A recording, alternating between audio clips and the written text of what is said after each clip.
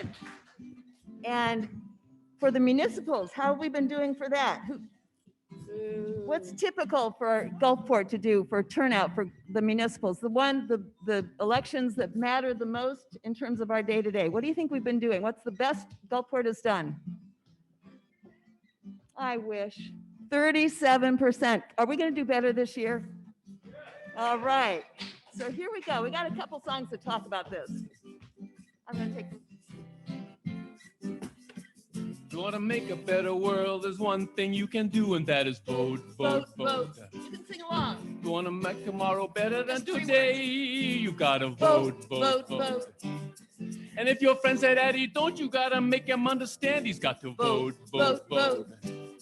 One day you wake up crying because you did not take the time to vote, vote, vote. Vote, vote, vote. If the sisters say it's all the same, get in her face and say to vote, vote, vote. If it's the lesser of two evils, I will take that any day and I will vote, vote, vote. Vote, vote, vote. Vote, vote, vote. Vote, vote, vote.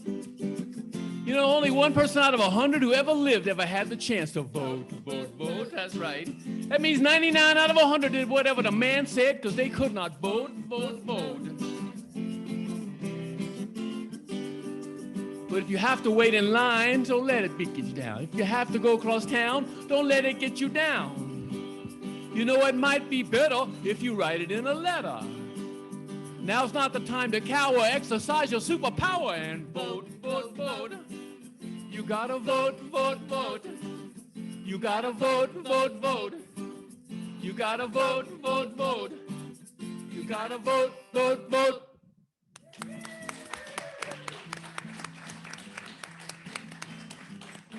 All right, this is about something that you all have, and we have too. I got a superpower, a superpower, a superpower. I can vote.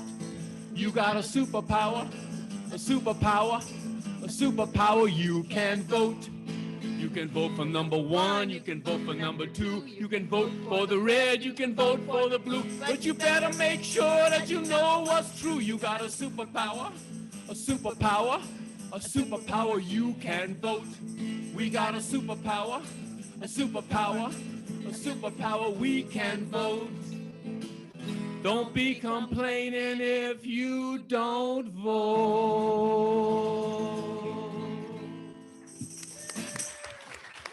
Thank you.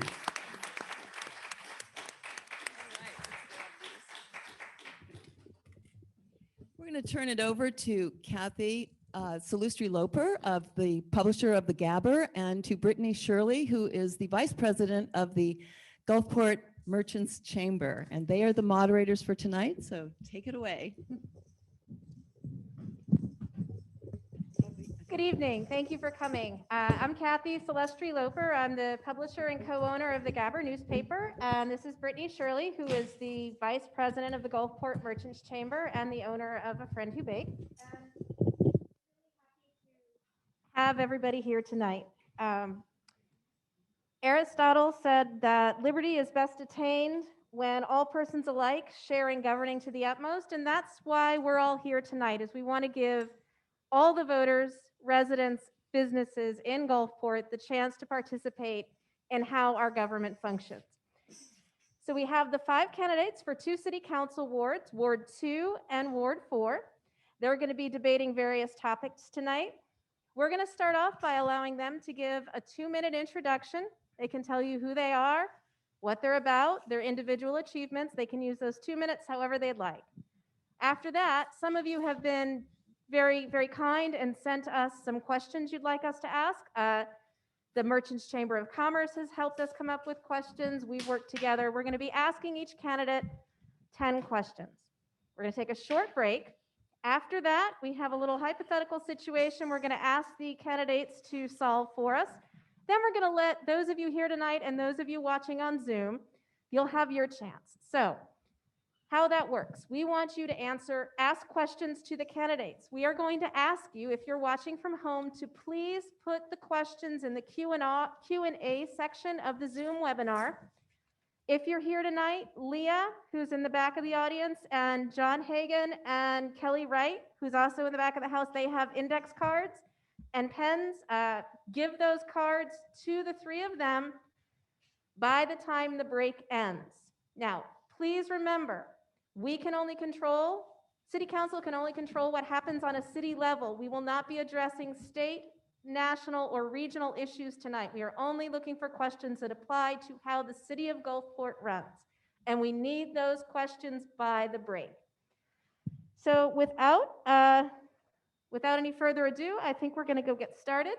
And we're going to start with the 2 minutes with Mike Bauer, who is the challenger for Ward 2. Christine Brown is the incumbent. Mike and everybody else, we're going to give you 2 minutes. We have a 30-second paddle to warn you, and a 50-second paddle, and a stop paddle. So in case you're not used to speaking on a timer, there you go. So Mike, go right ahead. Thank you. So why do I think I'd make a good member of City Council?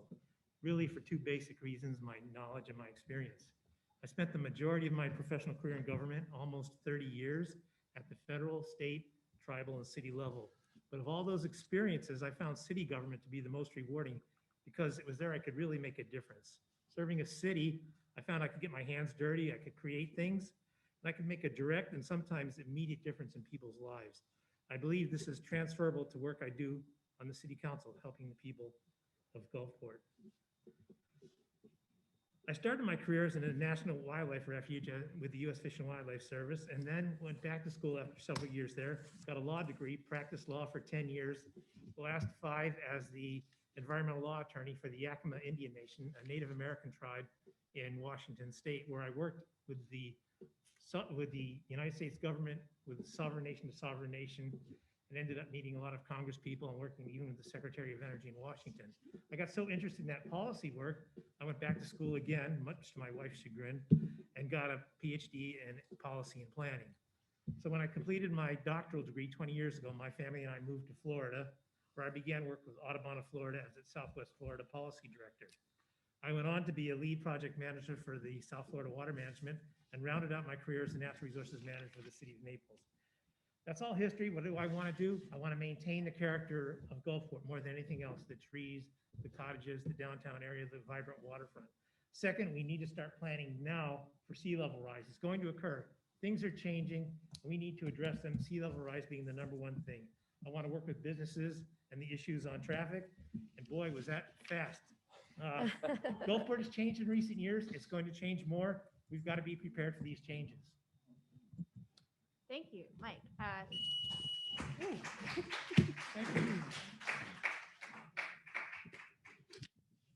All right, Christine. Okay, full disclosure, I had 4 minutes, and now I'm going fast. Okay. Great things are happening in Gulfport. You can eat breakfast with a lion, walk in a parade with a gecko, or learn our history with a square mullet. Our senior center is dynamic. Our recreation center is full of life. The casino is the place to make memories. Stage lights are bright at the theater. We have a cutting-edge, award-winning marina, and our library boasts the landmark, nationally recognized LGBTQ Resource Center. Shops are bustling, restaurants are outstanding, and it's so sweet for us to be the envy of other cities. For the benefit of our residents, businesses, and community organizations, Gulfport works diligently to maintain our high quality of life by investing in our parks, infrastructure, roadways, and facilities. I am proud to share 8 years of positive results accomplished by your City Council through thoughtful and effective leadership, sensible oversight of public funds now and into the future, and open and honest communications. These are the reasons that our storefronts are full and thriving, and why there are 1,000 square foot homes selling for $300,000. And then I had 4 pages of stuff that we had done. And it is the goal of our City Council to ensure that our community is safe and an enjoyable place to live, work, and play. We work with individual residents daily and community groups continually to find positive, impactful solutions to our problems. Residents of Gulfport love many aspects about the city. Ask anyone about Gulfport and their first word is community. We truly are a full-service, all-encompassing community of a lifetime, and we are so proud to be part of this community. Yes! Made it. I have the list if anybody wants to see it. All right, Mr. Richard Freed. Okie dokie. I decided to, in 2016, after the presidential elections, I decided to run and not protest because I thought that would be, I can make a bigger effect with government in pulling, discussing what we need to discuss on a local level because it leads to national issues. Specifically, here in Gulfport, I've been harping on solar, which will happen when I'm elected. I also have been harping on a 1,500-gallon water tier,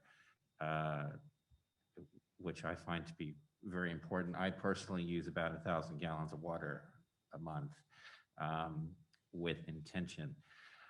And I'm subsidizing somebody's water bill for 1,000 gallons. I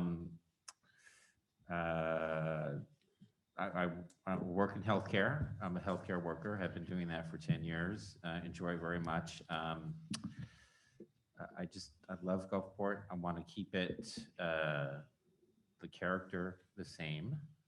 I would like to see Gulfport Boulevard look a lot like Beach Boulevard in zoning.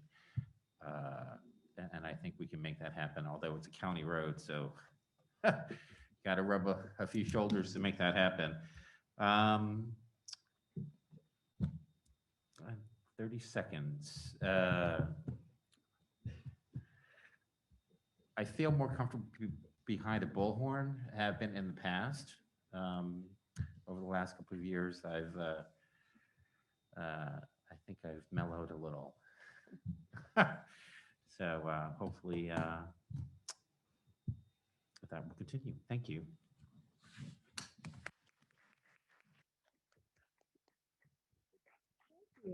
Ian O'Hara. Yes, my name is Ian O'Hara. I would love your vote on March 9th. I'd like to thank Kathy and Brittany for putting this on. I think it's a great opportunity to meet us. I believe the purpose of the City Council is to communicate with our fellow neighbors. And my priorities are pretty simple. We need to keep us a full-service city. We need to bring our codes to an A to Z format on paper and online. And we need to definitely maintain the character of Gulfport. All of those wonderful things that Christine said is absolutely true. And remember, my name is Ian O'Hara, and I would love your vote. Thank you, Ian. All right, Councilman Fredovich. Good evening. My name is Michael Fredovich. I want to thank the GABR, the Chamber of Commerce, the City of Gulfport for putting this on tonight.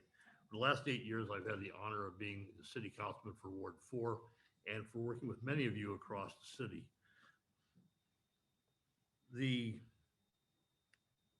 I've had the honor of being endorsed recently by the PBA, FOP, Gulfport Fire Department, and as of today, the Stonewall Democrats.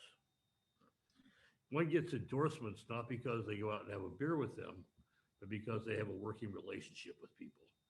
That which is important for you all, for us to have a working relationship around the county.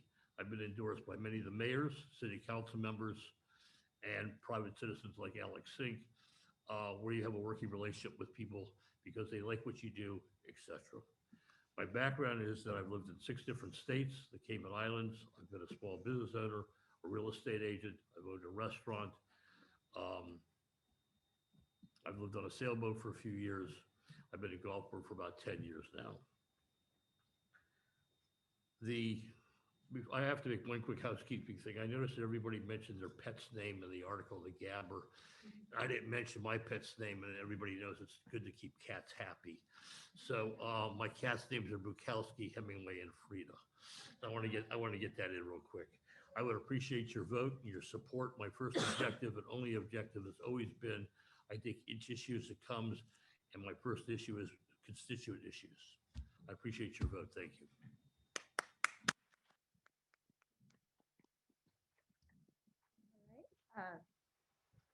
Brittany has the first question on the timer. Candidates? I'm sorry, I'm setting the timer and you're asking the first question for Yes. all the candidates.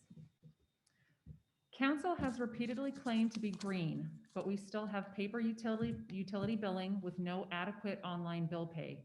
What are your thoughts on bringing Gulfport into the electronic age and providing a no-cost paperless option for utility billing? Let's start with Richard Freed for this one. If I'm not mistaken, you can pay your bill online. I don't actually, because I don't want to pay the $3.25. I'm correct on that, right? Yeah, you can pay it online. Right, I do So, too. Yeah, I don't. I pay it. I pay my water bill by going into the city. So, but there is an online version. Can you? Well, I'm on the email newsletter, so I guess you can email saying your bill is this, and here's a link, and you can pay it. Right. Yeah, you could do that. It wouldn't be too hard. All right, so we do need to clarify there, even if you are on the paperless billing, you do still receive, this person who asked the question, you still receive the bill in the mail with an envelope. I think. I do. Yes, I currently do. Yeah, I mean, it would be easy not to do that. So. I'll reset your time. I'm sorry for the confusion. If you wanted to elaborate, Mr. Freed, you certainly can. Okay, restate the question. Council has repeatedly claimed to be green, but we still have paper utility billing with no adequate online bill pay. What are That's your- not true. Yeah, you can pay online. Well, what I think what you, Okay, thank you. Let me finish the question, please. What are your thoughts on bringing Gulfport into the electronic age and providing a no-cost paperless option for utility billing? And I believe we culled down these questions. The issue that the person who asked this question had is that even if you are on the paperless billing, you still receive a paperless bill with the return envelope. correct. So even if you are automatically debited, they still send that. What they're asking is, how would you propose solving that problem? Don't send the bill. All right, Mr. O'Hara. I think it's a very simple solution. I think if you want to have paperless service, we should, as individuals within the city, say, I would like paperless service, and the ones who do want paperless service should receive paper service. I like paying mine physically, going up to the city hall, but I think it's a simple solution of just making sure that individuals who want the paperless service have the paperless service. Thank you.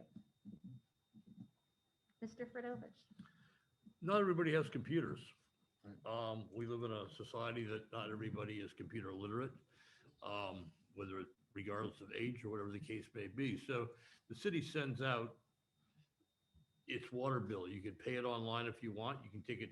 I pay it through a direct link through my bank, so there is no service charge based on it. Obviously, there's going to be a service charge if you go the other route because it costs human hours to process things when you do manually. So again, until society becomes 100% computerized, I don't see that it's going to change anytime in the near future.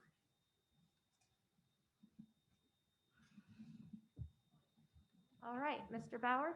Yes, right now I'm automatically debited on it, but I want to see what my water use is and be able to compare it to last year, which I get now in the paper thing. So I would love it if we went to emails, if people could request that they get their bill by email and do that and debit. I think that'd be great, but I do understand, like Michael was saying, that not everybody has a computer. So the option should be there to still be able to pay it in person with a check or with cash if you want. But we should all be trending towards getting it as an email. Great, thank you. Ms. Brown.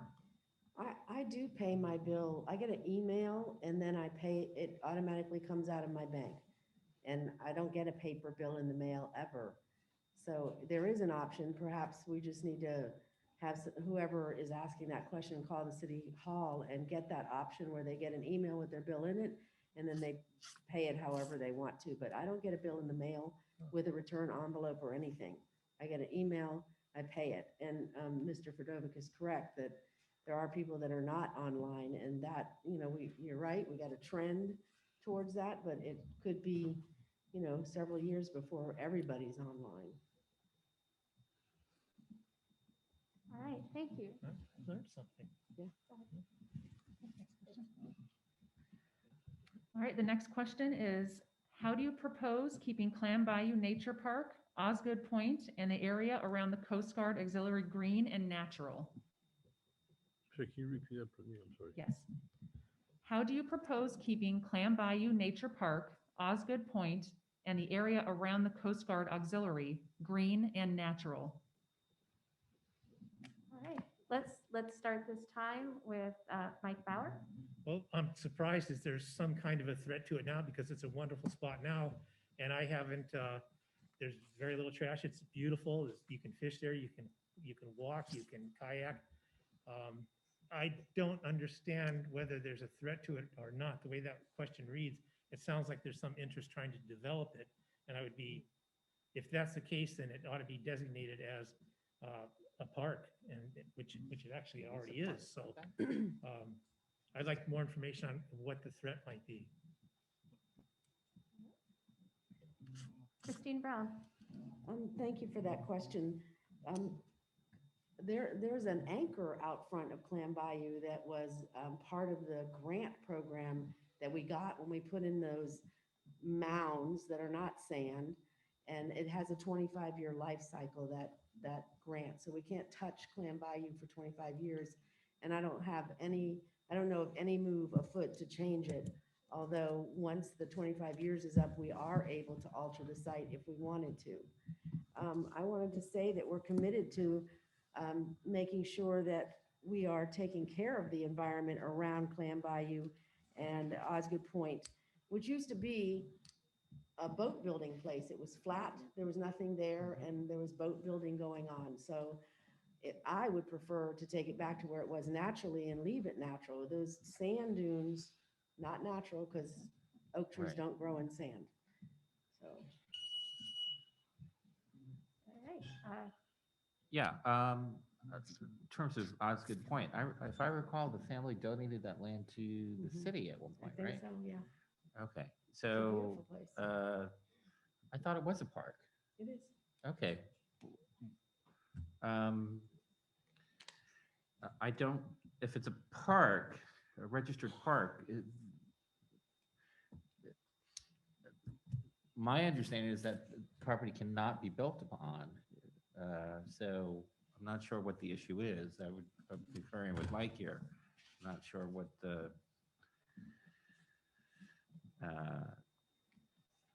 I like the hills. I've walked it. So it gives you a good workout. I need more information to answer that question, I think. All right, thank you. Mr. O'Hara. I don't think we should fear growth in that particular area. It's a wonderful area. It's currently a park. And with that, we cannot do anything with it. So I can't find any issue.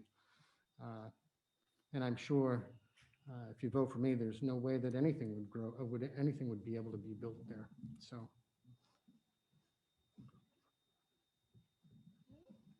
Mr. Fridovich. People's responsibility, not littering would be nice. We do have trash cans around the Clam Bayou. We do have trash cans around our parks. So people have to take a responsibility upon themselves not to throw trash and other things. We've also spent time and money on putting on the new docks inside the Clam Bayou area. Also, the Clam Bayou, years ago, as I understand it, before Terra Verde was built, the Bocasiega Bay flowed.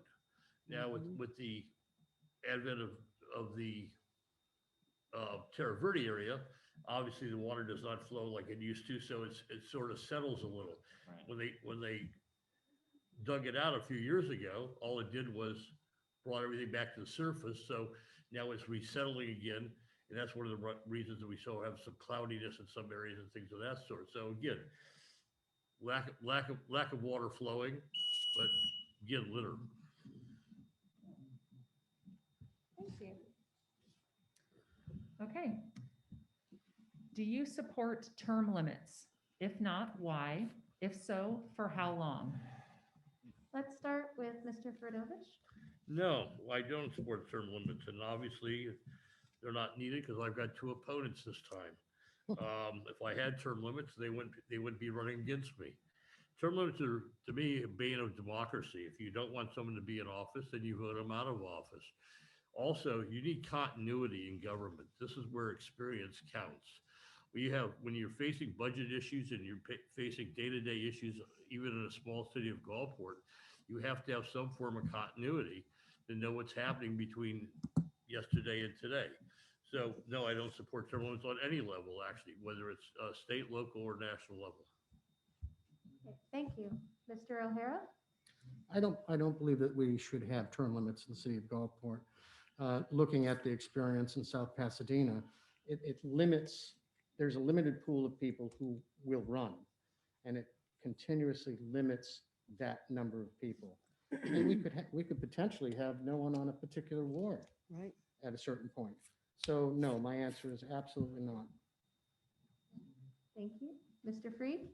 This is a bigger question than just local. I think that a politician should not be in politics for 50 years, okay? I think there should be a collective term limit where people can only run for elected office for 25 years or 30 years of elected office. That doesn't mean you can't get appointed as government, okay? But yes, because then you get to cycle through people, new ideas. It's yes, I believe in term limits as a cumulative effect, and that's a national question. That's just not local. Thank you. Ms. Brown? I don't agree with term limits locally. I think that's a good point. I like the continuity point that you made as well. When you get somebody in office that is doing what you want and the city is doing great, and then you make a change, sometimes we lose our footing and we don't continue down the right path. I do agree with term limits locally, and I like your idea. And yep, that's it. Mr. Power? I am supportive of term limits. I think they're conducive to fresh ideas, new thoughts, and new ways of looking at things. So I would be supportive of term limits. Okay. All right, so our next question from a reader, they asked specifically, this is the one I talked about where we're going to ask the incumbents a specific question, but don't worry, challengers, we have a partner question for you. So this question is going to go out first to Councilwoman Brown and Councilman Fridovich. We're going to ask Councilman Fridovich to answer it first. Can you name 3 concerns or ideas a resident has brought to you that you have brought to a city council meeting? Please do not list items brought forward by staff. I'm sorry, I can't with Tabasco. Will you repeat that one more time? I apologize. Name 3 concerns or ideas a resident has brought to you that you have brought to city council meeting. Please do not list items brought forward by staff. That's hard. Yeah, on the 3 items. Well, we have a brand new park, a couple years old, over on Thomason Park. We have some great exercise equipment. And about 5 years ago, in fact, Wolfgang had suggested we look at some exercise equipment over on Azalea Park. And I took the city manager over there, and when we bought equipment for Thomason Park, that was the equipment that we ended up buying because it was a better quality than what we originally looked at. So that's one example. There have been times that a council member has asked for something to happen, or I should say a resident has suggested either a trash can or I got an issue, and I have gone to the city manager to talk to them about that. Also, when you go to these conferences, you meet people in the where all the other vendors are. About 8 years ago, I brought. Thank you. Councilwoman Brown, same question. Oh, that's kind of not fair because I had time to think about it. Three concerns I brought to council. I'm responsible for talking about the sun sales that are on the playgrounds because a former teacher of mine that is at home now raising her children wanted to implement something like that. So I investigated that, and that's where that started, from a resident. She is a resident as well. Any kind of road issues, somebody says, my alley needs to be graded. They call you and we come back and get the project taken care of. And then also a resident brought to me, when you're traversing down the sidewalk and people's vegetation grows into the sidewalk, and sometimes the height of the trees is too much for people to get through safely. So I've taken care of those issues for individual residents.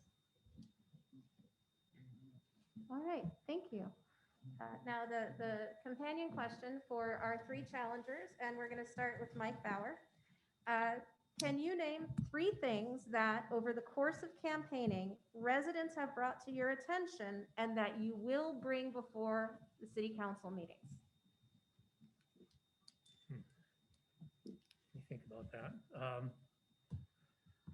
One of the things has been outstanding receivables that the city has not collected. I would like to see more of a discussion on how, I've talked to staff and found out how that works, but I'd like to see that brought forward in city council so that all residents can understand what's going on with the receivables, is one question. The other one is our water bills are rising, and there are reasons for that, and that would be something also I would bring to city council so that there's a great explanation of why that's happening. It's tied into the fact that we purchase water from St. Petersburg, and we're extremely limited on what we can do with respect to the cost of that, and we're kind of stuck, and it's a monopoly when it comes down to it. And the state has added on surcharges that are being passed on to us too. So there's a two right there, very quick. All right, thank you. Mr. O'Hara, same question. Well, the three things that that constituents have been talking about with me is bringing back town halls. And again, what Mike had mentioned, the outstanding receivables. I'm not familiar, and I did receive a couple of emails showing me a few. I'm not quite sure how it works, but I'd like to find out.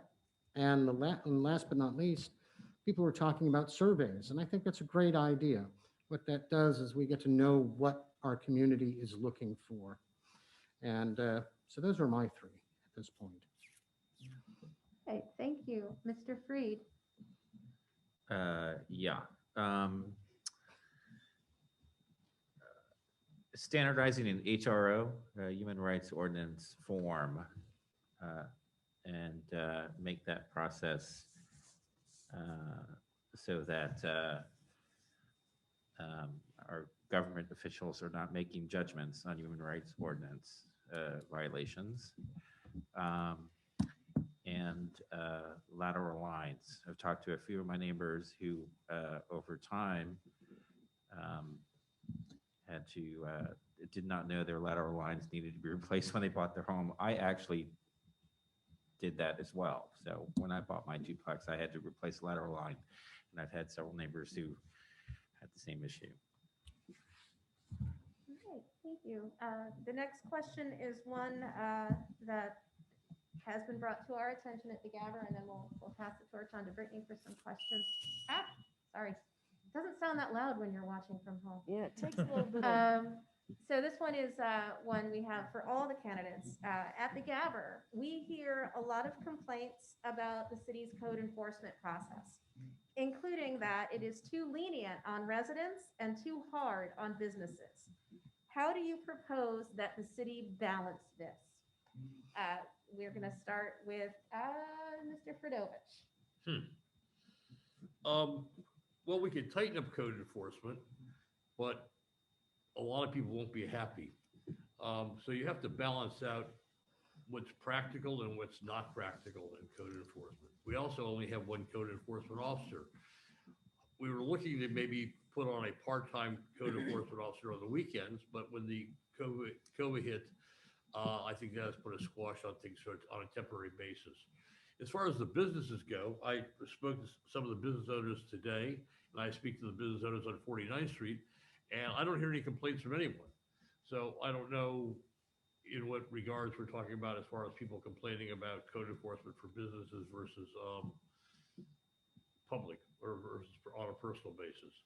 But I do know that, there are some homes that obviously should have more code enforcement, but it also depends upon the section you're in, because the code enforcement officer goes from whether it's Ward 1, Ward 2, et cetera, et cetera. Thank you, Mr. Fredovich. All right, Mr. Freed. I don't get a lot of feedback I have not heard a lot of feedback for complaints about code enforcement for businesses. For homes, I don't think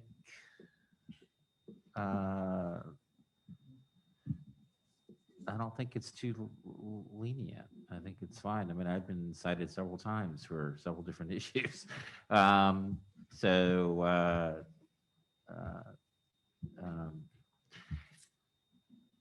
It's my property. I think I should be able to do what I want with it. So I think if there's an issue, we need to divvy up some money and hire folks to apply code, if that's the issue. Thank you. Mr. O'Hara.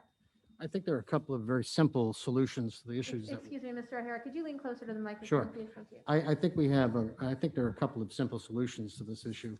One is we could hire another full-time staff because of the overwhelming issues, for one. Two, to have a book, basically a format, an A to Z on every single possible issue, putting in a window to putting up a fence, and then doing that online with a connector to potential issues, both federal, state, and local. I think it's a very simple solution to what can be an overwhelming issue for an individual just purchasing a home or just opening a business. Thank you. Ms. Brown. Our code enforcement officer, we do have one full-time code enforcement officer that concentrates his work in one ward and then moves to another the next month and moves to another the next month. I've not heard anything about businesses having difficulty. I'd be very happy to talk to anybody that is. And if there is an issue with not enough code enforcement or too much code enforcement, we should address that with the city manager, talk about hiring a new one, but I hadn't heard anybody say anything. And, you guys know where I live, just stop by. We're here to solve your problems. That's what we're here for. Thank you. Mr. Bauer? I definitely think we should increase the number of code enforcement officers we have to, if we only have one, I thought we had two, but I did understand recently we only have one. I think 3 or 4 would be more appropriate so that they could be more proactive instead of reactive. I think that the code enforcement officer is finding things, going out, finding things wrong. I'd rather see them be more proactive and work with people that have violations. And I also think it might take some pressure off the police force too, when they're getting calls for things that could be handled by code enforcement, by where they have enough people where the one person isn't always out trying to correct issues, where they're able to respond to things and even be able to patrol at some effect. But for both of those reasons, I would like to see code enforcement increased. All right, thank you.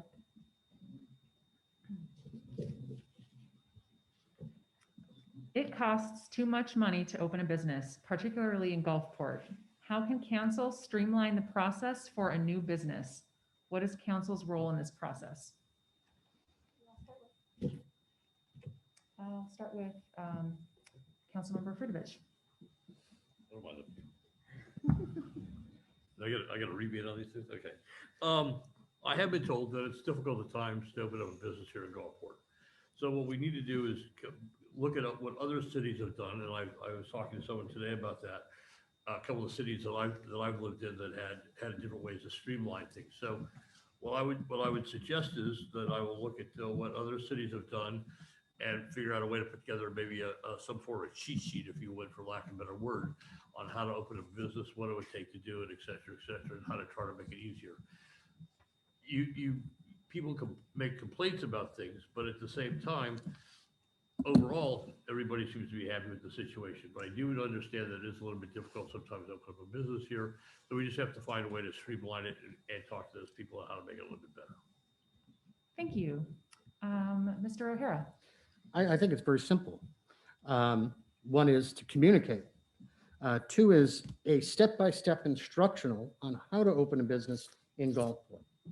I don't see any reason why an individual has to go around and around and around to find out what's the next step, or do something and then find out he or she has done it wrong. So an instructional, and these are very, very simple solutions to not so complicated issues, but that can become problematic. That's it. Thank you. Mr. Freed. Checklists would help if the city of Gulfport had checklists of this is how you open up said business. I do know that there was the houses that were being built on Tangerine. There are 3 houses on Tangerine and 57th. When I was talking to the guy who was building those houses, he called the code department the mafia, the Gulfport mafia. So, and there, I mean, it's going to take way longer than 20 seconds to explain what that means, but he said he would never build in Gulfport again because of the hoops he had to jump through, which I thought he was a funny guy. Okay, anyway. Thank you. Ms. Brown. I do like the idea of the checklist. I think that's a great idea. I wrote a list about, I made a little note about it because I do checklists all the time just to make sure I'm getting through everything. I do know that our planning and zoning department is very, very busy. We have hired extra people to help get through everything. I did actually just yesterday got a complaint about how long it took to work through the code department. So that is an issue that we need to address. We have tried to address it by hiring people, new people, and just patience. But to open a business, I don't know how that is. I understand.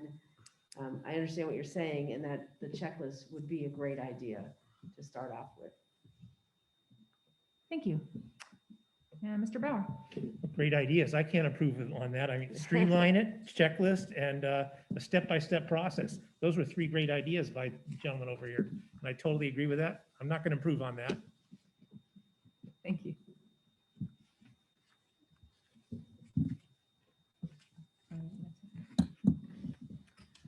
What, if any, incentives would you suggest the city provide for businesses that want to reduce their carbon footprint? And this time I'll start with Mr. Bauer. Okay, thank you. As much as possible, try to get away from fossil burning fuels. Whatever you do, go electric as much as possible. I've thought about this with how we could do it. We definitely need to increase the ability to use solar power in the city. We've got some going up, there's residents. We just need to encourage everyone we can to think about using solar. But the main thing is to switch as much as possible away from using fossil fuels and go more to electric, and if possible, electric through solar. Thank you. Ms. Brown? I wonder how does you're talking about businesses, right? Yes. I automatically started thinking about restaurants. That would be very difficult to, can you cook with solar for like on the big scale like that? I wonder how that would work, but there's a lot of resources out there to learn how to lower your carbon footprint. And maybe we should do a publication for our businesses that they can do on the local level, that's easy to implement, and the business owners can implement them as they go. And that would be a great way to get started at least. lowering their carbon footprint, as we all should do. Thank you. Mr. Freed. Lead by example. Gulfport has to go carbon neutral. And incentives. You know, I just joined the solar co-op, and I don't know how much it's going to cost me to put solar on my house, but it's something I have to do for myself and for the environment. So the incentives are you do it because it's the right thing to do. That's why. It's costly. It might be painful to do in some ways, but it must be done. Firm believer in leading by example. Gulfport has to go carbon neutral, period. Thank you. Mr. O'Hara. Well, the question is about incentives and maybe a tax rebate. I don't necessarily know what a restaurant or a small business can do to lessen their carbon footprint. But if they're going to do so, and if we have that ability, then we should give them a tax rebate. And that's definitely an incentive. Thank you. Mr. Fridovich. Most businesses don't own their own buildings. So we need to talk to the person renting needs to talk to the owner and see what the owner is going to do, number one. Number two, a lot of our buildings downtown are owned by, as I said, owned by other people. So if we ever have a problem, if they get torn down, if a storm comes, etc., they're going to be rebuilt anyway in a different form because they're going to have to go on the FEMA way FEMA suggested we do things. A couple of years ago, I tried to bring a straw ban to the city of Gulfport. That did not pass, but also the plastic bag ban. The state legislature has taken away home rule, preventing us from doing many of the things that we'd like to do to prevent for a carbon situation, whether it's plastic bags, straws, etc.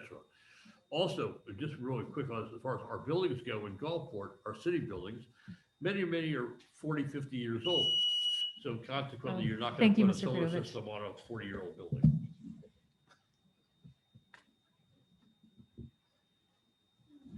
All right, next question. We currently allot only a portion of our publicly owned waterfront for public use. How would you propose the city make better use of publicly owned waterfront space? Councilwoman Brown. I can't wait to go through with that linear park out there on the outside of Bogosiega Yacht Club. That's publicly owned land. We were working on a project to open that up to the public, and COVID hit and then things changed, but I really like that idea. All of the coastline that we have is open except for that, I think, behind, let me see, is that ours? Behind the Lions Club and the Gulfport. You guys are good at that. Behind the Gulfport Yacht Club, but one strip of land in particular is the linear park that we were talking about behind, like the breakwater, open it up. I can't wait to get back to that project because I think it was great. We're going to do a living shoreline and put benches out there so you can watch the sunset. That's one way we can do it, is to get back to that project. Mr. Bauer. Yes, right now we have the beach, that area open, then we have the Veterans Park area where that might be enhanced as a more of a natural shoreline using riprap in that area.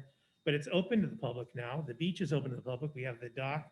We have what Christine was just talking about. I think that is a great idea that's going on. I understand Linda Cheney has introduced a bill with the state legislature to actually fund that in tune of quite a bit of money.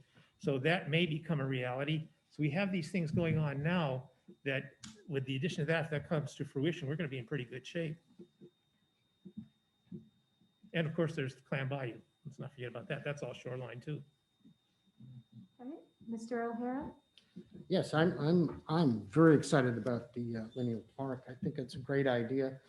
And right now, it's really not accessible. And once it gets accessible, I think we'll be at 100% of our publicly owned shoreline. Okay. Mr. Finovich. Everything Christine Brown said. Basically, I mean, that's the reality. We've got the one piece left behind the Bocaciega Yacht Club. Hopefully we'll get that to a situation where we can make that into more of a public access. That's gonna take some time, it's gonna take some money, and consequently, we'll see what happens down the road. But I think that will give us more of an opportunity to open up more of that particular area, which is lovely, the sunset, the water, et cetera, things of that sort. Okay, thank you, Mr. Freed. Yeah, my house was built in 1960. It's 60 years old, and I am putting solar on my building. I don't think age has anything to do with it. I'm sure folks who are in the audience have homes that are not, brand spanking new. So that's a BS argument. All right, Brittany, would you like to ask the last question? Sure. Sunshine laws define how elected officials can interact me. with each. Shouldn't Michael have a response to Richard's? Oh, I'm sorry, were you Issue? saying Mr. Fridovich's answer was a BS answer? Yes. Oh, Then yes, absolutely. Mr. Fridovich, thank you, Mr. O'Hara. Mr. Fridovich, would you like a minute to respond? Yeah, Richard doesn't know what he's talking about. The reality is that you're not gonna you may put it on a house, but you're not gonna, we need new buildings. I mean, the reality is we need a new police station, we need probably a new city hall. You're not gonna spend hundreds of thousands of dollars on putting on a building that eventually is gonna have to be torn down because it's gotten too old to deal with it. Right now, if you were to try to have a conference in City Hall of more than 5 people, you've got to go to the police station because there's no room, I'm sorry, the fire station, because there's no room to do a conference in a City Hall. So we're outdated in many ways. If you look around the other cities around the area, our City Hall are very dated. So until we can update our City Hall, our police station, et cetera, I think putting solar on top of that is wrong. All right, gentlemen, that was an enlightening answer. Thank you. Brittany, I think we're. Sunshine laws define how elected officials can interact with each other. How do you feel elected officials should be allowed to communicate about government business outside of public forums? I'll start with Mr. Freed. Yeah, we need to be able to do it. They need to get rid of home rule. So, we need to be able to discuss amongst ourselves. Leadership should be able to discuss amongst themselves on how to pursue items on an agenda. So we need to work toward that. Thank you. Mr. O'Hara. I think sunshine limits city council. And it's very, very difficult to deal with issues with sunshine there. I mean, if the legislature doesn't have sunshine, then we shouldn't have sunshine. Thank you. Mr. Fridovich. State legislature has sunshine. Unfortunately, they've made theirs a little bit easier to deal with than ours. I've always used the analogy that sunshine is like laying next to your significant other in bed and not be able to talk about the kids. Consequently, what's happening is that we cannot exchange ideas on something that's going to come up. We are unable to have a philosophical discussion about an issue. No one wants to sit in city council and watch 2 or 3 of us have an argument for 3 or 4 hours on something that we could be handling this outside of city chambers. if you look around this country, most states don't have sunshine laws and they haven't gone to hell in a handbag. So consequently, I think that the Florida legislature has hampered us a great deal, but unfortunately, that's what we have to live with. Thank you. Mr. Bauer? I'm very much in favor of open government, but the Florida Sunshine Law has gone way too far. It would be much better if we were able to discuss things, talk about what we want to do, without always having to do it in front of the public. When we just go, hey, I got this idea, and just chat, go to lunch. You can't even go to lunch with somebody who's in government with you. It's just way too restrictive. It inhibits good discussion or the exchange of ideas. But at the same time, I am in favor of open government. So there's a balance there that has been way put out of control. Thank you. Ms. Brown? I guess I'm the only one up here that thinks sunshine is effective. I think in the state legislature, there's so many of them making a backroom deal that flies through the legislature would be impossible. But for five of us, I don't think that backroom deals are a good idea, and that is the danger of not having sunshine. So I believe that it works well the way it is. I'm not in favor of getting rid of the sunshine law at the local level since there's only five of us.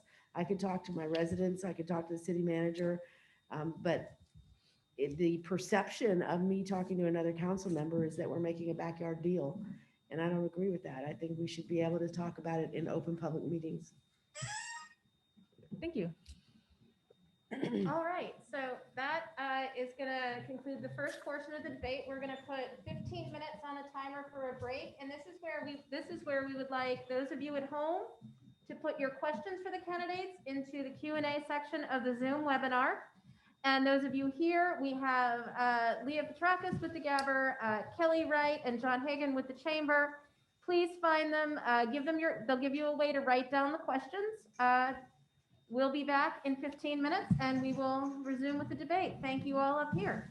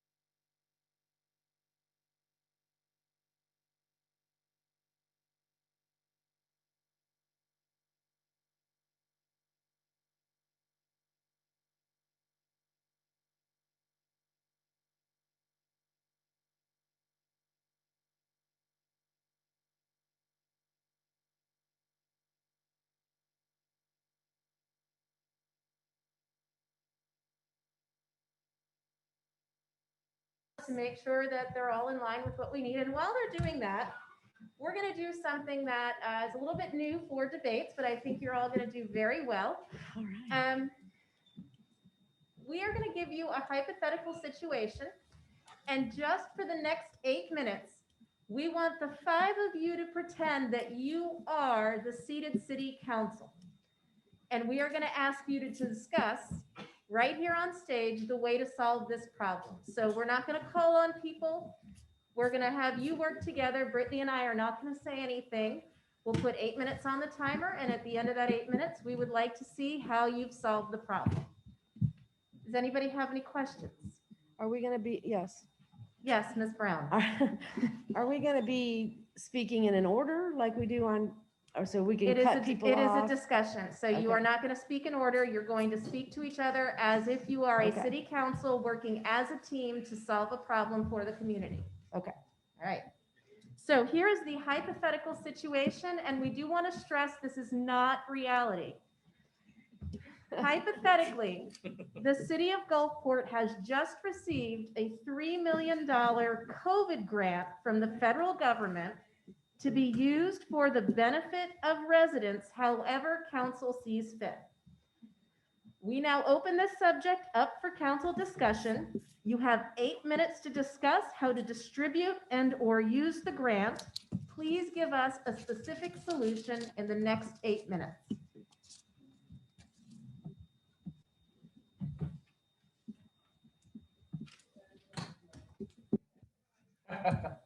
Well, I just did the math on this. And if we had $3 million and 12,000 residents, that's $250 a resident if we wanted to give it directly to the residents. That's approximate numbers, of course. But that includes children too. So that's one option to think about, is giving it back to the people. Does anybody else have any other ideas? Well, does the money have to be spent directly on something related to COVID, or can it just be a payment like the $600 payment? That's my first question. So you're saying if we don't, can you say that again? I'm sorry. Yeah, we'll see if we got $3 million, can that be spent on anything like a rebate to people, or does it have to be directly spent on something having to do with COVID, the vaccination, distribution, locations, set up stations, all that? Senior center. Council may spend it as they see fit. So, Okay. Well, I anything. think it should be need-based as well. That's a good point, And need-based. I think, are we talking about having the ability to vaccinate our residents? Because if I did the math correctly, each vaccine shot's $2,000. That's already coming from the government. This is separate. Right, but this is Wouldn't you think this is separate? as we see fit. We can accelerate the vaccine Right. shots. I like what you're saying though about it being need-based. So could we could take out a fraction of we'd have to know how much people make, how much their property is worth. Could we take out a fraction of the people because they are not in need of money? Right. Or look at people that are having, like we did with the water bills. We gave everybody or people a break on a water bill as they filled out a form saying that they needed during this pandemic, they needed a break on their water bill. Okay. So that might be a way to do it again, is to give people, start another program. If you're in need and you need help with your electric or your water, fill this form out, we pay it for you. That way we're not just giving cash that some people might take to buy something inappropriate. Right.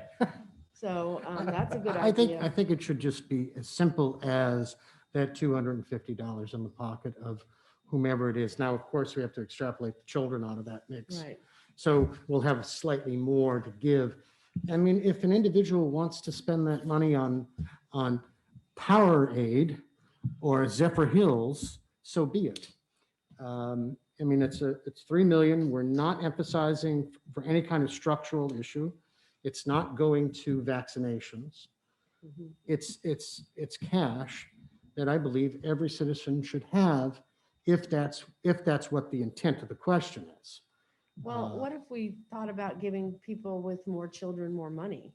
Well, I think that would even be better if it's as they do federally, they get money. Right.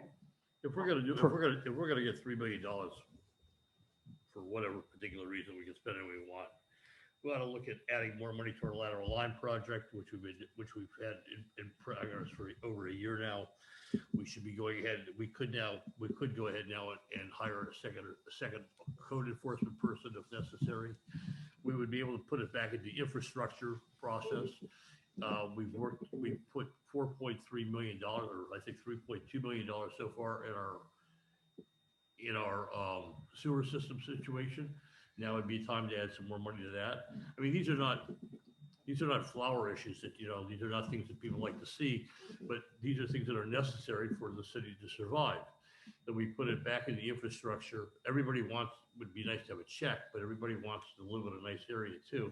So let's put it back in the city where everybody could benefit from it, not just one person or another. So I would say more lateral line projects, more code enforcement, add more trees if necessary, whatever we need to do on an infrastructure basis. I would think we might consider buying some real estate and making some green spaces, making some places that might be able to hold water in times of flood, and then leave it connectivity, creating pathways, perhaps a parking lot downtown. If we have $3 million to buy some property. We have no place for a parking lot. Yeah. I mean, the reality is, first of all, we have no place for a parking lot, number one. Parking lot costs $15,000 per space. Mhm. So we build a place for 50 cars, and the 51st car shows up. So the reality is that every city has a parking problem. I mean, we've been hearing about the parking problem in Gulfport for years, but if you go to St. Pete, go downtown St. Pete, go to Treasure Island, go to St. Pete Beach, go to Madeira Beach, we've all got parking problems. Right. That's a good thing. I mean, I'm on the PSC, I'm now on the PSTA board. I represent 6 cities, including Gulfport. I'd love to see light rail come through in some area, but that's not gonna happen anytime soon. We've already tried it. We've already lost the light rail tax situation a long time ago. But again, The issue is the $3 million Right. to Gulfport is the intent of the question, I'm assuming, is to make our lives simpler, or is it to make the city pay for a city project? I'm all for paying for city projects if that's the answer, but there's also the issue that this is COVID related. There are Right. people who have lost their jobs, and $250 may not be a lot of money for particular individuals, but it's a great deal to others. I mean, we have working poor in this city who would love to see Right. something. If we're gonna do a project with it, I'd like to see the senior center complete or started and completed, because Good we idea. do service a lot of seniors, and that's an important thing. But I really think we should do a need-based gift or payment to people for water and electric, because they need those things. We know that. Yes. And there may be a situation where somebody says, oh, forget those kids, I'm gonna go and do this with the money. Right. I'd rather it be but to support their lives.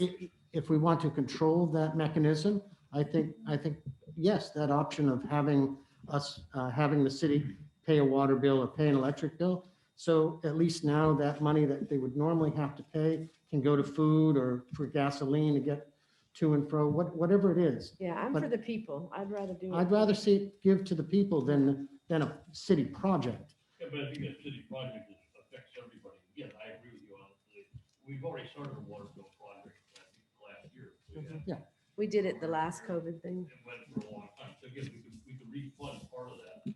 But again, if I make the streets better, everybody benefits. So That's true. It's not an individual situation. We're sharing the wealth with everyone. Right. So get the lateral line project, adding another code enforcement, putting the money back into streets and things like that into your infrastructure. And everybody benefits from it, whether it's the Thomason Park or whether it's another park in the city, everybody is benefiting. Especially a pot that big, because when you break it up, it loses a lot of value into smaller. Were we supposed to come to a conclusion? Well, that was our hope, but clearly, Not enough time. clearly that doesn't always happen. However, I think it's been very interesting for everybody to see how y'all communicate and work together, and thank you for participating. Importantly, we also now have time to have organized the citizen questions. May I ask how many citizen questions are there? We have 11. We have 11 questions. We are going to alternate asking them, and then you will have a minute to answer each one. I want to remind you that if you have a question you come up with later, you can email them to elections@thegabber.com, and we will endeavor to get them into our election coverage. But right now, we're going to focus on these 11. We're going to start with Brittany. Do you support any ordinances or incentives to help keep beach and shore free of national franchises and or corporate businesses? If so, what are your proposals? Oh, I got so distracted by the question. Mr. Bauer. So the idea here would be keeping franchises or large businesses from coming in and taking over small businesses is the idea here. And would I support that? Absolutely. How you would do it, that's a totally other question. Is that feasible? Is there any way to do that? That's the bigger question. Okay, thank you. Ms. Brown? Thank you. We did talk about this at the last debate, and I had notes on it, but I'm like, nobody's brought that up. Now I don't have any notes on it. But I do remember the discussion the last time was about a sunglass hut was going to move in here, and then there was a big concern about whether or not we were going to be taken over by franchises. I think there's some laws that go with telling somebody you can't open up shop here, and I think that's something we definitely have to look at. I will tell you that I don't think that a sunglass hut or a franchise is going to move into Gulfport. I think it's unlikely to move into Gulfport at the end of a dead end. They were going to, like Gulfport Beach is the dead end. So they would go to St. Pete Beach or downtown St. Pete. So I think that's unlikely. And I like our community like it is with our hometown local shops. I don't think it would ever happen, but if it is, there are laws about that, about us keeping them out. Thank you. Mr. Freed? What's going to happen is litigation, right? So if somebody tries to open up, I don't know, Boston Market on Gulfport Boulevard and nobody wants it, or some other business, I like Boston Market,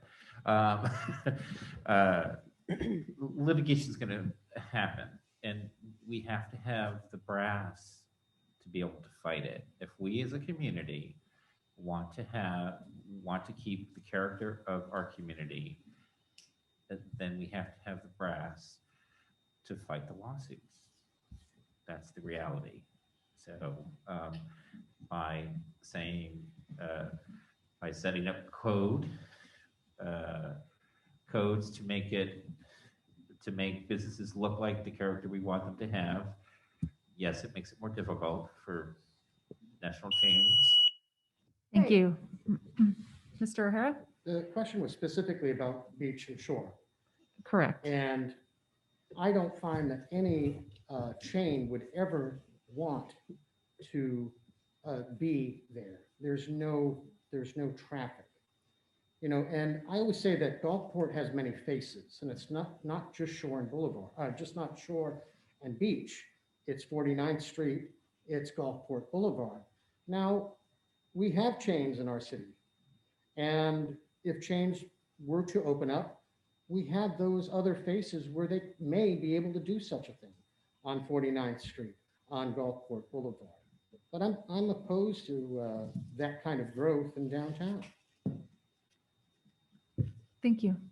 Mr. Fridovich? Let me interject before Mr. Fridovich goes. I've gotten a text message from the viewers at home who would like you to speak closer to your microphone. They're also asking Mr. Bauer that you do the same. So they're having some trouble hearing you, gentlemen. I apologize for looking at my telephone, but this is what I was looking at. There was something I wanted to pull up and I forgot to make a copy of it before I gave you the council, before I gave you this. There's a thing called the Byrd-Harris Act. Let me read it to you very quickly. Florida is a state that provides relief to private landowners when a law, regulation, or ordinance inadvertently burdens, restricts, or limits private property without amounting to taking into the U.S. Constitution. The state of Florida enacted the Byrd-Harris Act in 1995. Basically, what that says is that yes, we may not want a chain, but we have chains in downtown. You've got Caddies, you've got Sea Dogs, and they have more than one business, so they are a chain. but we might not want a sunglass hut or whatever the case may be. We can't prevent that from really happening under the Byrd-Harris Act. Once again, state legislature has taken away our home rule. And until we get better legislatures who decide to give us home rule back, our hands are tied in many, many ways. Thank you. Yeah. Our next question. The cost of rent and home buying in Gulfport has grown exponentially. Would you support construction of subsidized or low-income housing within Gulfport? Let's start with Mr. Fredovich. No, it's a market value. I mean, your property, I mean, I find it amazing that some people are complaining that the prices of houses have gone up. I mean, it means that you've got more equity than when you bought the house for it. So why are you complaining? So no, I don't think that we needed this. Again, if the market disintegrates like it did in 2008, then prices will fall. If the market keeps going better, it'll get better. So no, I don't subscribe to do not subscribe to doing that any way you just suggested on the low housing. No. All right, Mr. O'Hara. Could you repeat the question, please? Yes. The cost of rent and home buying in Gulfport has grown exponentially. Would you support construction of subsidized or low-income housing within Gulfport? That's a difficult question. The issue at hand is not affordable. I'm noticing it's not affordable housing. It's low-income housing. Now, low-income housing we could have low-income housing with zero impact by using some national organizations such as Jimmy Carter's group. And that would have one house and one block and two houses, another block. I think that is a method that we could possibly use, not just building some random big thing that would just cause a great deal of traffic and a lot more toilets. Thank you, Mr. O'Hara. Mr. Freed. A couple years ago, when they wanted to buy the church, they wanted to put low-income housing in that church property, and everybody was 64? up in arms On about 60? that. Yeah. Okay, I did not wade into that water, but I'll tell you, I'm going to now. All right, for some of the same reasons why Gulfportians didn't want that property there. Okay, are some of the same reasons why there was a gate around Pasadena Yacht Country Club. Okay, somebody doesn't want you there. Okay, there's a fence around the Pasadena Yacht Country Club. I'm not welcome. Okay, and for the same reason, some of the same reasons that people didn't want that low-income housing is because we didn't want them there. There's going to be a fence around somebody. So we need to examine ourselves before we look out. Thank you. Ms. Brown. I worry about whether or not we have any land to do that. If somebody, I know there is some discussion about building some housing, some couple levels in our city right now, but if we don't have the land, where would we put it? And I worry about the human issue of it as well. I'm not opposed to having a low-income housing structure or area like a house here and two houses down the road. I worry about how to accomplish that with the cost of building. So I don't know how that would work, but I am definitely not opposed to having people in our area that we can support, that are in need of a hand up. I'm okay with that. And I think it can be managed well, and I want to work on the human side of it myself. Thank you. Mr. Bauer. Yes, I would support subsidized housing being constructed. I think we have a real issue here with respect to our service workers not being able to afford to live here. I think that really affects them and their lives, and making not that much money and then having to pay Gulfport prices. They end up having to live far away and spend a lot of time traveling to work. And there goes our carbon footprint too, along with that. So we don't have enough young people in this community. We have a good retirement community. We're out of balance, I think, with respect to having more younger people involved. And again, affordable housing is a big issue there. So I support anything that would get us cheaper prices for living. No rebuttal on any of this. No rebuttal on any of this. No, sir, there's not a rebuttal. We do not have time. If there's a personal attack, yes, but No, not a none of personal, those. no, Yeah, no, no, then no. there won't be any rebuttal. We appreciate that everybody has lots of feelings and thoughts, but we're gonna need to just truck right through. So the next question, what current city budget line item do you feel needs to be reined in? How will you address it with city management and council? Mr. Bauer, we're gonna start with you. Oh, thanks.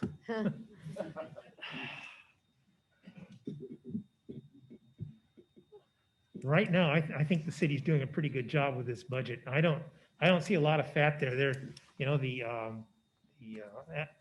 ad valorem taxes are very low.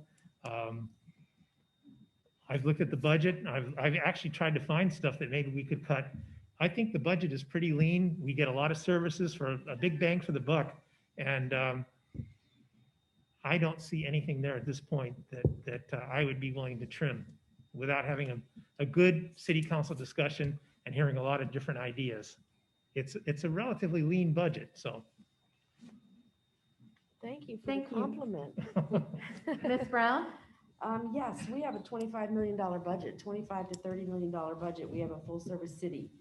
Never, ever has anybody come up to me and say, gosh, I hate having a full service city. So I'm never going to be in favor of outsourcing or defunding.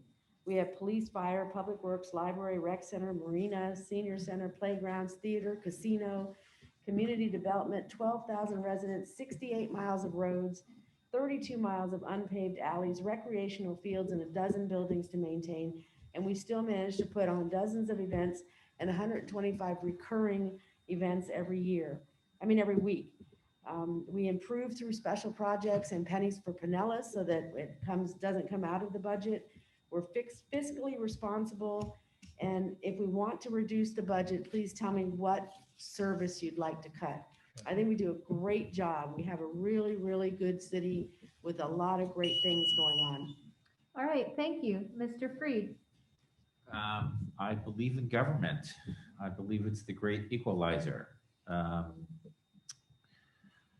I think we do pretty well. I've looked at the budget. I mean, if you cut services or and make things less equal among us. I think we're good. All right, thank you. Mr. O'Hara? Our budget is lean, and and we are a full service city, and we've provided that laundry list of wonderful things that are the reason why I'm here. And it's very affordable to live here. And I have no complaints. And that was something that I had mentioned in a lot of the questionnaires that have been asked of me. Thank you. Mr. Fredovich?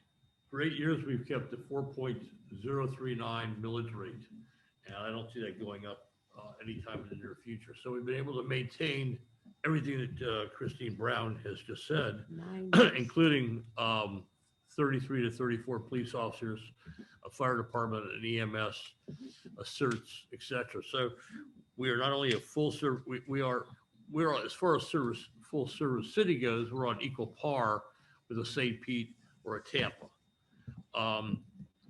Nobody wants to cut services. We've maintained, our city council has done a very good job, I think, of maintaining our budget. We have an operating budget, actually of about $11 million, I believe, is the operating budget. That's the general fund. The general fund budget. Right. Plus, we're going to be taking approximately $225,000 hit this year. So we're going to have to even tighten our belts a little bit more this year than we did last year because our penny for Pinellas and our sales tax. Thank you, Mr. Fredovich. We've been the same tax rate for 9 years. So we're doing great. All right. We're gonna, I'd like to respond to that. I'm sorry, we don't have time for rebuttals. We all seem to agree on the budget. So Brittany, you have the next question? Yes. What federal or state grants are available to assist Gulfport in hurricane preparedness and or becoming carbon neutral? Mr. Fridovich. You don't want to keep starting with someone else around the room here. Well, we get FEMA. We will get a FEMA grant. In fact, I was talking to, I think city manager today, or Dennis Fain, about the boat that's being removed off the beach. And while it's costing us X amount of dollars to remove the boat, we then put in for a FEMA grant, which will then pay us back for the money we spent removing the boat. So our finance director, Cheryl Hannafin, has got a CPA in 2 states. So I put a lot of faith in what she knows and what she's doing. And they're always looking for various grants and other ways to do it. I believe our EMS was a grant also. In fact, I've got a note here somewhere. We got a county grant for the EMS. We get the penny for Pinellas. So we do have other factions of getting money. Sometimes it's harder to come by, but we keep finding new ways of finding money. Thank you. Mr. O'Hara. I think we're doing quite well. We have a wonderful person in office who is, I'm sure, spends a great deal of time looking for federal grants and state and county grants, and I don't see what more they can do. And if anyone has suggestions, I'm sure the city would be more than happy to take them. Thank you. Mr. Freed. I believe the finance director is in charge of finding those grants, or there is a point person, am I not mistaken, that is I supposed think to be aware of these things? The different departments Different apply for their departments own have different, grants, yeah. okay, so there are point people to find money out there. And plus it requires a little research, so on our parts to find that money. And to segue into the tax issue, my mortgage company sent me information that my escrow requires more money because the house value went up. So it's really a misnomer that tax rate, yes, it stays the same, but our taxes are going up because the property values are going up. Mhm. So, kudos to the tax rate. Thank you. Ms. Brown. The city has received over 5 years, $5 million in grants. We are excellent at finding grants for projects that we want to do.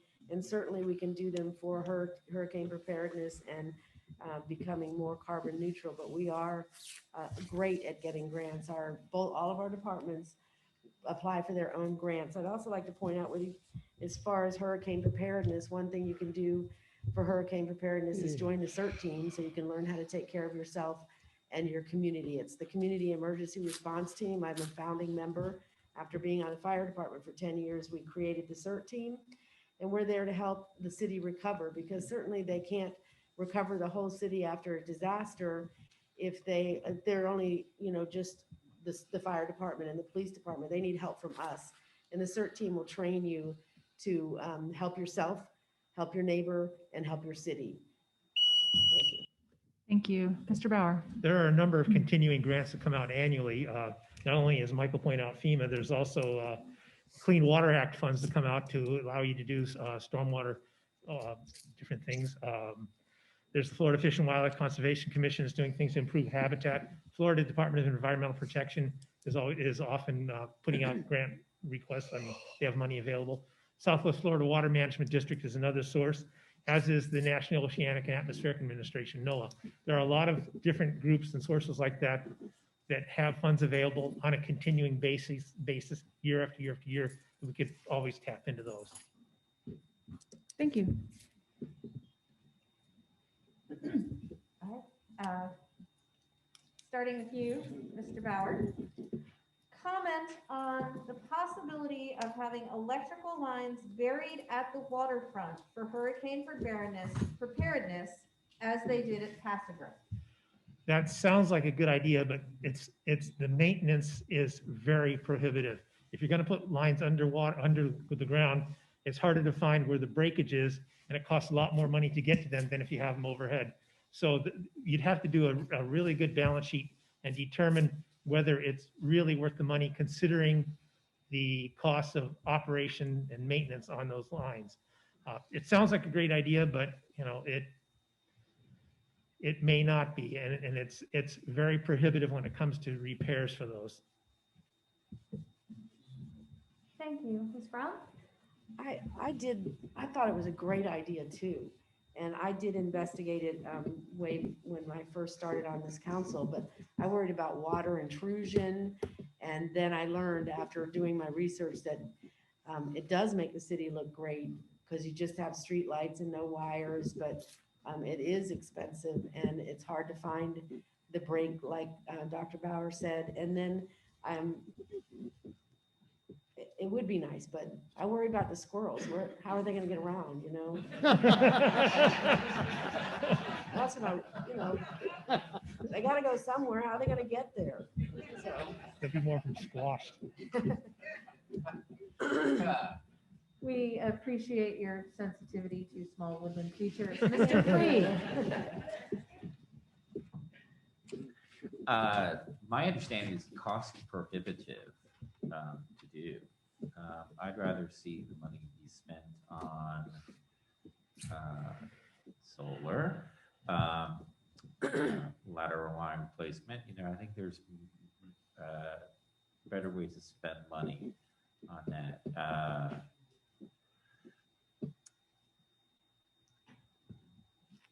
Yeah, beyond maintenance, I understand the upfront costs are huge. All right, thank you. Mr. O'Hara?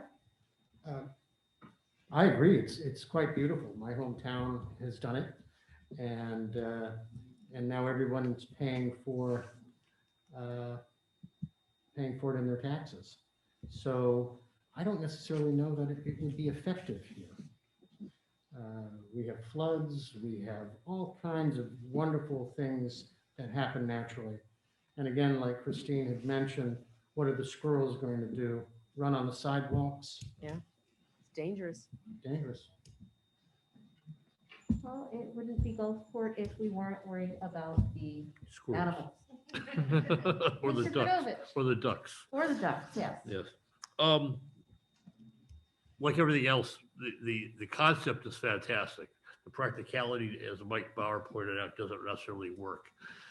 Cost prohibitive and everything that it's already been brought up by everyone else. So, yeah, I would love to see all the lines being buried throughout the whole city, but again, I don't see that's going to happen because of costs, maintenance, et cetera, et cetera.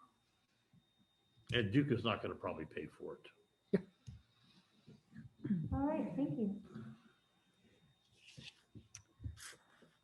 Okay, do any of you support any agenda that promotes a defund the police narrative? Mr. Fridovich? Oh, I've just been endorsed by the FOP, the PBA. So the answer is no. We have a very good police department. About 8 years ago, one of our city council, prior to myself getting on city council and Christine Brown, as many of you know, they got rid of the dispatch, and I think that was a major mistake as well. So I wish we could bring the dispatch back. We can't do that. As far as I know, it's too cost prohibitive, but no, I have no desire to defund the police. They do an excellent job, and I think we're right on the right track. Again, we're a full service city. We need to act like one. Thank you. Mr. O'Hara? Absolutely not. We have 33 great police officers, a K-9 unit, great fire, no defunding. If we defund, then we are defaulting on what we owe our community. Thank you. Mr. Freed? Absolutely not. What I do want to talk about is qualified immunity. We need to have that conversation. And also, I don't know how anybody can look at the 843 of George Floyd's murder, and it was a murder, and not call it murder. I'd like to see our leadership the mayor call it murder. I'd like Robert Vincent, our police chief, to call it murder, because that's what it was. We need to start crossing that thin blue line and start talking about qualified immunity. Thank you. Ms. Brown? Thank you for that question. I do support the police wholeheartedly. Like Michael Fredovic says, we are a full service city. I would like to talk about the fact that years ago, when Michael and I first got on the council, he talked about getting a new police station, and it didn't go anywhere. But now I'm talking about it. I brought it up again because we need a public safety complex. We have another truck in the fire station. They need more beds for they actually have a firefighter sleeping in the conference room now. They don't have enough room. Our police facility is not adequate enough now that we have a K-9 unit and we have more women on the department and not enough space for women. So the women's room, dressing room, locker room is too small and there's not enough space for women. So I am advocating for a new public safety complex. Thank you. Thank you. Mr. Bauer? I think defund is a horrible word. And I know that the concept behind it, the correct concept behind it was to allocate funds to people that would not be police in certain situations, might be more valuable, social workers, psychologists, whatever. But I am totally against using the concept of defund where you would cut out positions within the police department. That's not the way to do it. What it may be requiring is coming up with other funds to have social workers out there, to have psychologists, people that might be more effective in situations than the police. So that's just a horrible word that shouldn't be used. But the concept was to get other people instead of police in certain situations where they might be more effective, and let the police handle the things that they're really trained to do. Thank you. All right. How can we open and expand the senior center?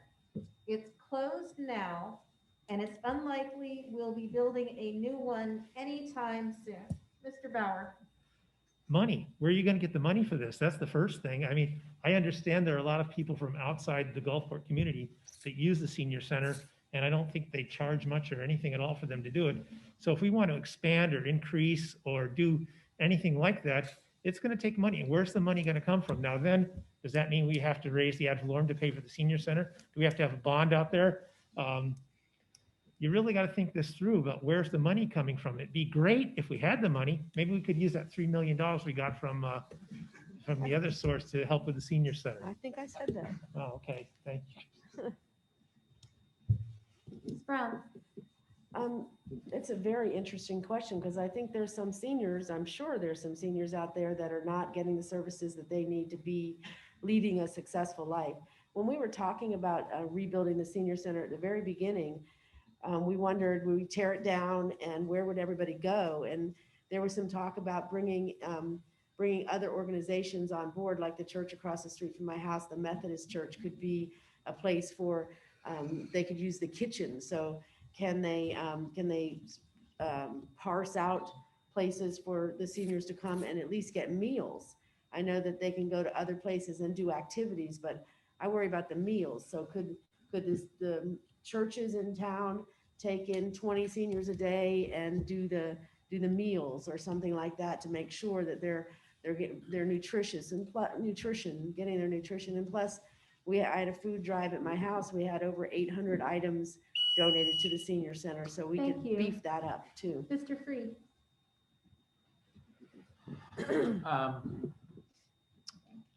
I actually went to the senior center. I was using the gym before COVID. And I agree, funding would be an issue.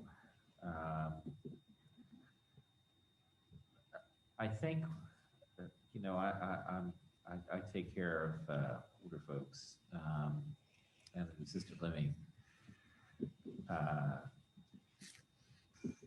I think that it's up to us as individuals to care for our folks that are in our lives. So senior center is now not really operating very well because of COVID. So we need to take that upon ourselves individually, pick a senior and care for them. That's what I would say. Thank you, Mr. Freed. Mr. O'Hara. Well, this is definitely a far more complex issue. Should we build a new facility? What are we doing? What are the current programs that are available during COVID?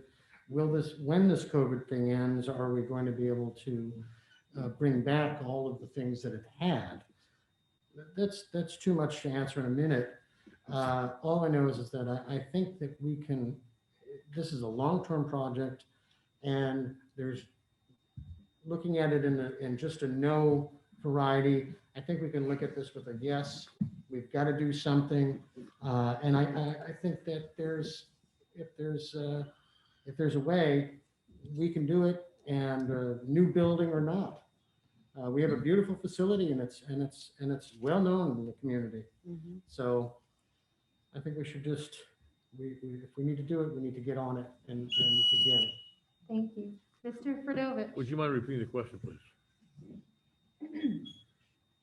How can we open and expand the senior center? It's closed now, and it's unlikely we'll be building a new one anytime soon.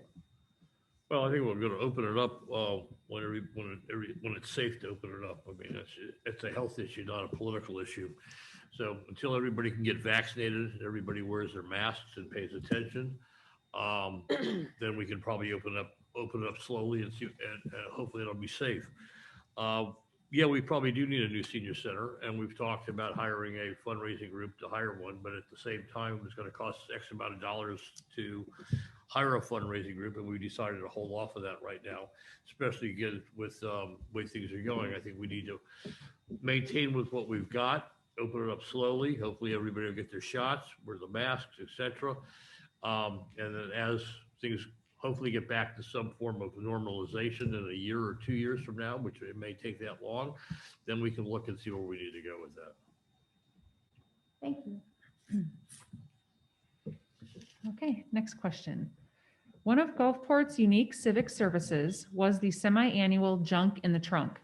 It was canceled about a year ago. How do the candidates feel about bringing it back? I'll start with Mr. Fredovich. You know, you can always start on it from time to time. It's not, Alternate. I just want to bring that to your attention.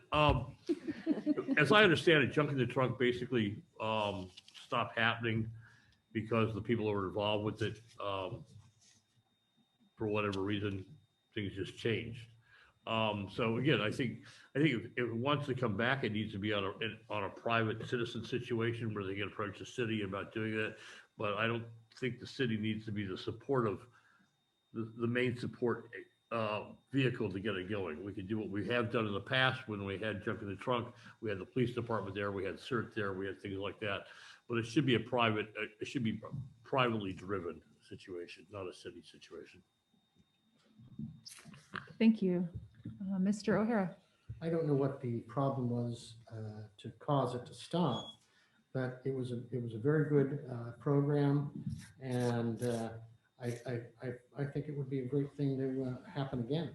And whatever needs to happen, however we need to do it, I'd like to see it again. Thank you. Mr. Freed. I had been to Junk in the Trunk once or twice. I thought it was a fun community gathering. I don't have a problem with it starting up again, but I would actually want to talk to Margaret about it. She might have more to say about it than I. Yeah, let's bring it on. Thank you. Ms. Brown. Hi, yes, I worked every one of those Junk in the Trunks for the CERT team, directing traffic, trying to keep people safe. I think if I'm not mistaken, it went away because it just got really too big for its britches, and I think it became unsafe. The parking lot next to where people were parking, and the players were having events, and parking became an issue. And if we could streamline it and not add a whole bunch of extra stuff on the side, I think it could come back. A lot of people asked me about it. So I know it was important to people. I'd like to see it come back, but streamline. It's a good program, but we need to streamline it, make it more safe, because I think it got kind of unsafe. There was so much going on there. Thank you. Mr. Bauer? I have no issue with it. I think it's one of those things that adds to the uniqueness of Gulfport. I'd hate to see it go completely away. And like Christine says, maybe it does need to be scaled down a bit, but it's one of those fun things that makes Gulfport Gulfport. I don't have an issue. Thank you. Residents purchasing houses complain that their taxes are extremely high compared to previous owners' taxes. Why is that? And what can be done to alleviate the problem? Mr. Bauer? I don't believe it's a problem. I think the taxes in Gulfport are very low considering the quality of the city we have. Just take a look at what people are paying in St. Petersburg right next to us and compare that to what we pay, and it's just amazing. So I don't see a problem there at all. Thank you. Ms. Brown? How would it be that they'd be higher? Is it a Save Our Homes cap on there? Is that why you get a lower tax rate and then you sell your house and it goes up for the next owner? Because, yeah, so that's a county issue, isn't it? Or a state issue? I don't know how we can solve that problem locally. Mr. Freed?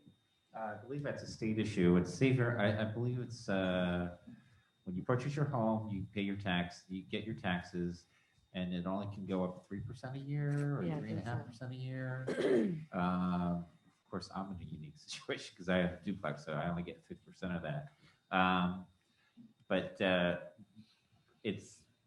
I think it's a non-issue. I don't think there's anything we can do about it as a municipality. Thank you. Mr. O'Hara? I agree. I agree. It's a non-issue. And if that particular person is having a problem, I'd be more than happy to find out where that comes from, where the answer is in that. If it's a county thing, is it a state thing? I'm not sure, but I'd be more than happy to look into it. Thank you. Mr. Fredovich? It's not a municipality issue, but if you buy a house for $200,000 and then you sell it and someone else buys it for, let's say, $250,000 or $265,000, they're obviously going to pay more taxes. So it's a matter of that our property values are going up because the city is operating in a good way. We've maintained our services. We've kept our millage rate to low, and compared to other parts of the county and outside the county, our taxes are relatively low. So I don't see it as a problem. I do think it's also a county or state issue. I don't think it's a municipality issue. Thank you. I believe this is our last question. Number 10? I don't have any more. Okay, thought we were 11. Oh, okay. When things open up, will you vote to prohibit the Gulfport power boat races or to prohibit the Gulfport power boat races or to continue them? Sorry about that. Mr. Fredovich. Yeah, this is an interesting subject. We don't live in a retirement community. We've got people from 95 or 100 probably all the way down to teenagers. And I think we've got to look at say what does the city provide for everyone? So I got more people in favor of the boat races last time than not in favor of them. First of all, I don't think they're going to be coming back, to be honest with you. I think that I can't really say that they're not going to, but I don't know if they will be coming back or not. I voted for them last time, and I think there's nothing wrong with them. They may be a problem for 1 or 2 days, but we've got 362 days or 365 days to go. So we've got other things to worry about here. It also brings new people into Gulfport. They look at Gulfport and they may not spend money on that particular day, but they're going to come back a week later and spend money. Thank you. Mr. O'Hara. That's a hard question. I think we need to look at it and see what the benefits are. And maybe, I had earlier proposed surveys and find out what our community really wants. And if the community wants it, then we should do it. If the community doesn't want it, then we shouldn't do it. We need to have a lot more community input. It just can't be from the firm that's lobbying it. We need to have more community input. And I think we can do that through the survey process. Thank you. Mr. Freed. It was a bad idea then, and it's a bad idea now. Thank you. Ms. Brown. I did vote for it as well, and I thought it was fun, but I did get a lot of feedback that it was not acceptable by many people. And when we did our interviews with the election board from the Gabber, they asked us a question: what is the name one vote that you regret? And that was my vote for the boat races. I don't think it's coming back, like Councilmember Fedovic said, but I didn't think it was beneficial. There's a lot of people that didn't like it. Thank you. And Mr. Bauer. I am not in favor of the boat races. I don't think they add anything to the quality of life in Gulfport. They end up taking up the whole shore boulevard for the weekend. They're very noisy, helicopters circling over. I know the helicopter's there to spot manatees. I'm not sure what other environmental damage might be occurring with the boats running up and down. I'm sure that stirs up the water. It's a shallow water body. It's going to get sediment in mixed into the water column. And just, again, the noise is just ridiculous. So I would not vote in favor of the boat races. Thank you. All right, so it's been fun. The last fun thing we would like you to do is we would like each of you to give us a 1-minute closing statement as to why you think you should be seated on city council. We're going to go ahead and start with Ms. Brown. And I see your hand is raised. This is not grade school, but is there a question? Can we please have another minute? No. Thank you for asking, but no. So 1 minute closing statement. Ms. Brown, would you like to go first? Oh, yeah. All right, let's hit it. Okay, let's go. I've been a member of our community for over 30 years. I'm your neighbor. I've been teaching your children at Bogosiega High School for 28 years, and I am getting a little older, so I'm now teaching the children of former students now. I've been volunteering for 30 years, and it has fed my soul. Through the experience of volunteering, I've showed my commitment to this community. I learned to drive a fire truck and respond to midnight calls. I guided Girl Scouts and camped overnight. I attended society meetings, board meetings, committee meetings, and trainings. I cheered at Little League and ensured the safety of our children rushing to the egg hunt and Halloween bash and the tree lighting. I know our history, our places, and our people, and I'm proudly endorsed by the Fraternal Order of Police, Police Benevolent Association, the Gulfport Fire Union, and thank you to Brittany and Kathy for doing this. I have 3 seconds. Please vote for me on March 9th. Whoa, and I missed a whole page. You know, you could buy an ad in the Gabber if you wanted to. Good point. Is that I like free? the way you No, did sir, it. it's not. We all have to eat. Dr. Bauer, excuse me. I've been calling you Mr. Bauer all night. I apologize. Just call Dr. me Bauer. Mike. That's good enough. Mike, would you like to go ahead and give us your statement? Sure. Yeah, I'd like to make Gulfport even more inclusive by taking steps to increase community involvement in decisions that affect all of our residents and with respect to city council. I want to provide more access to city council, continue to have these Zoom city council meetings long after COVID is gone. I think they're great. I want to reach out to residents, particularly younger ones, and get them more involved in government.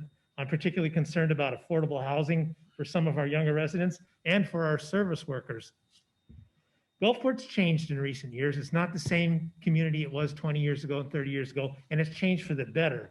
There's an incredibly talented arts community, an active and inclusive LGBTQ community, and an energetic retirement community, not to mention the incredible local musicians that can be found playing at all the various venues. I'm so looking forward to going out and getting a meal and hearing live music again.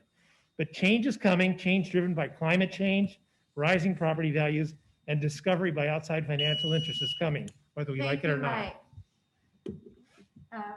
That was hard, wasn't it? Mr. Very. Fedovich, would you like to give us your closing statement? Sure. I want to thank you all for coming. I'd appreciate your vote, your support. For 8 years, I've been your representative on the Tampa Bay Regional Council. I'm now the first board member or first person from Gulfport to be on the PSTA board for the next, just got appointed to that. My number one issue has always been constituent issues, and once again, I take each issue as it comes. I have no agenda. I'd like to continue doing that, so I would appreciate your vote and your support. Thank you. Thank you. Mr. Freed? I do have some agendas, and I plan on seeing them through.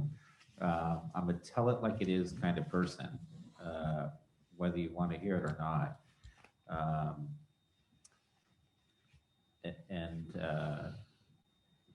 You know, you may not like my answers, but you're going to hear them.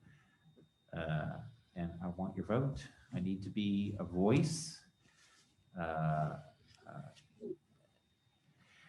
And I think I think we're collectively in for some difficult political times, and I can lend my voice to that.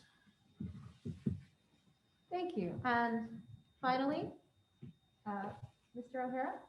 Well, I'd like to thank everyone who came today here and all of the wonderful people on Zoom. I'm not quite sure how that works. I want to thank the Gabber, the Merchant Chamber, Brittany, Kathy. My name is Ian. I'd love to have your vote on March 9th. And I believe that that the purpose of City Council is to communicate with our fellow citizens, our fellow neighbors. And I'm in full support of a full service city and maintaining our beautiful charm, as well as bringing codes to a functioning format, an A to Z. So I'd love your vote on March 9th. And remember, Ian. All right, well, with that, Brittany and I, on behalf of the Gulfport Merchants Chamber of Commerce and the Gabber newspaper, want to, of course, thank all the candidates, wish them all well in whatever happens in the next month. We want to thank the city of Gulfport for allowing us to use the space tonight, and most of all, we would like to thank you, the voters, the residents, the citizen election board, all the people who are here simply because you care about making Gulfport even better than it already is. If we did not get your question, please remember you can email us elections@thegabber.com for future coverage. Thank you. Have a wonderful night.